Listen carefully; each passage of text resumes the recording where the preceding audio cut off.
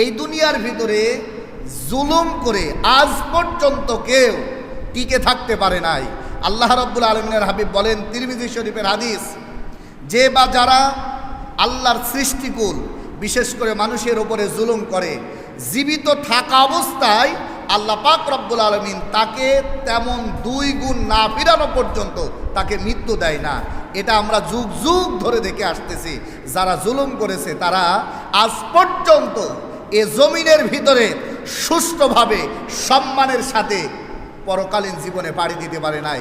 বেইজ্জতি করে, জুতা দিয়ে, লাঠি দিয়ে, বিভিন্ন কায়দায় আল্লাহ রাব্বুল আলামিন তাদেরকে অপমান অপদস্থ করেছে।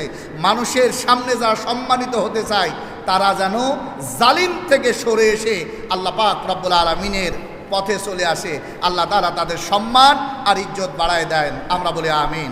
সম্মানিত ভাইয়েরা, আমরা জানি যুগে যুগে যত ষড়যন্ত্র হয়েছে আল্লাহ তাআলা সেই ষড়যন্ত্রকারীদের বিভিন্ন কায়দায় নস্যাৎ করে দিয়েছে, ধূলিসাৎ করে দিয়েছে।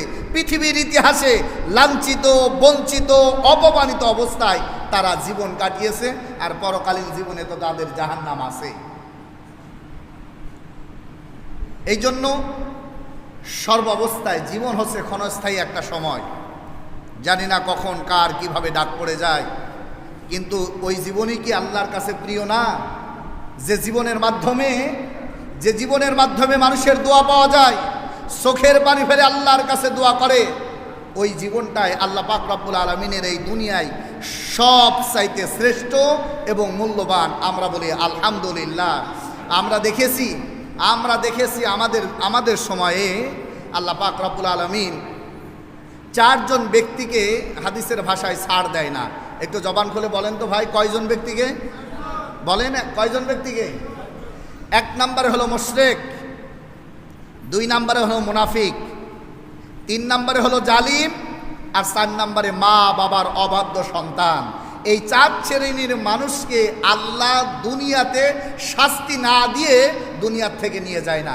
আপনি পৃথিবীর মঞ্চের দিকে তাকায় দেখেন, যারা মুশরিক তারা কোরআন বিরোধী, ইসলাম বিরোধী, মসজিদ মাদ্রাসা বিরোধী, ইসলাম দেখলেই তাদের চুলকানি আসে। তারা এই পৃথিবী থেকে যাওয়ার আগেই দেখবেন লাঞ্ছিত, অপমানিত, অপদস্থ বিভিন্ন প্রকার অবস্থায় তারা এই পৃথিবী ছাড়ে। 2 নম্বরে যারা মুনাফিক, এদিকেও থাকে ওদিকেও থাকে, শেষ পরিণতি হয় বিভিন্ন কায়দায় তারা মৃত্যুবরণ করে, আর ওই কায়দাটা কিন্তু অবশ্যই অপমানজনক অবস্থানে আমরা দেখি। 3 নম্বরে হলো জালিম। 3 নম্বরে কারা? জালিম মানে কি? যারা অত্যাচার করে, অত্যাচারিত যারা, তাদেরকে জালিম বলা হয়। আর যারা অত্যাচার সহ্য করে আল্লাহ পাক রব্বুল আলামিনের কাছে সাহায্য চায়, এরা হলো মাজলুম। মাজলুমের দোয়া আল্লাহ তাআলা কখনো ফিরায় দেয় না। তার উজ্জ্বল দৃষ্টান্ত 2024 সাল। আমরা বলি আলহামদুলিল্লাহ। আল্লাহ তাআলা এই মাজলুমদের পক্ষে কোরআনের আয়াত নাজিল করে দিয়ে আল্লাহ তাআলা বলেন, ওমা লাকুম লা তুকাতিলুনা ফি সাবিলিল্লাহ। আল্লাহ রাব্বুল আলামিন ডাক দিয়ে বলেন, এই দুনিয়ায় যারা আল্লাহর প্রতি অবিচল বিশ্বাস থেকে পথ চলে, যারা আল্লাহ পাক রব্বুল আলামিনকে ভালোবাসে, এই মানুষদেরকে আক্ষেপ করে আল্লাহ পাক রব্বুল আলামিন ডাক দিতে থাকে, ওমা লাকুম লা তুকাতিলুনা ফি সাবিলিল্লাহি ওয়াল মুস্তাদআফিনা মিনার রিজালি ওয়ান নিসাই ওয়াল বিলদানিল্লাযীনা ইয়াকুলুনা রব্বানা। আল্লাহ রাব্বুল আলামিন ডাক দিয়ে বলেন, ও টুপিওয়ালারা, ও দাড়িওয়ালারা, ও ইসলাম প্রিয় মানুষ, তোমরা যারা মুখে বলো মান আমানা বিল্লাহ, তোমরা যারা আল্লাহর প্রতি অবিচল বিশ্বাস রেখে পথ চলো, তোমরা যারা মারা গেলে জানাজা দেওয়া লাগে, মারা গেলে দোয়া করা লাগে, মুসলিম উম্মাহ অনুযায়ী তোমাদেরকে মাটি দেওয়া লাগে, তোমরা কি দেখছো না এই পৃথিবীর মঞ্চে অসংখ্য মানুষ দোয়া করে আল্লাহ জালিম থেকে বাঁচাও। এই জন্য আল্লাহ তাআলা ডাক দিয়ে বলেন, জালিম থেকে তখনই আমরা বাঁচাবো যখন তোমরা তাদের পক্ষে অগ্রসর হবে।